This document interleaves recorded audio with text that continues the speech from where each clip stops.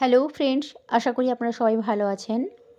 Friends, আজ আমি যে টপিকটা নিয়ে বলবো, সকালে স্বাস্থ্যকর ব্রেকফাস্ট আপনি কিভাবে করতে পারেন। চলুন দেখে নেওয়া যাক।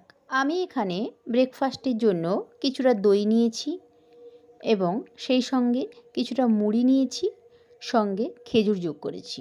দই থেকে আপনি কিছুটা পরিমাণ প্রোটিন পাবেন আর পর্যাপ্ত পরিমাণে আপনি ক্যালসিয়াম পাবেন। এই ক্যালসিয়াম আমাদের হাড় এবং দাঁতকে মজবুত রাখার জন্য প্রয়োজন। খেজুর থেকে আপনি ফাইবার অনেকটা বেশি পরিমাণে পাবেন, তাই যাদের কোষ্ঠকাঠিন্যের সমস্যা রয়েছে, সমস্যার সমাধান করতে পারে খেজুর।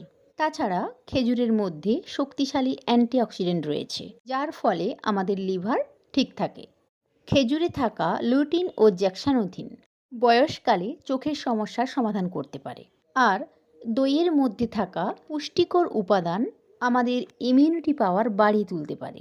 আর মুড়ি খাওয়ার ফলে ক্যালোরি অনেকটা কম খাওয়া হয়, কারণ মুড়ি ওজনে হালকা, তাই বেশি পরিমাণ খেলেও কম ক্যালোরি খাওয়া হয়, কিন্তু দীর্ঘ সময় আপনাকে এনার্জি দেবে এই ধরনের ব্রেকফাস্ট।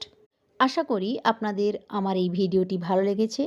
যদি ভালো লেগে থাকে, লাইক সাবস্ক্রাইব করুন। ভালো থাকুন, সুস্থ থাকুন।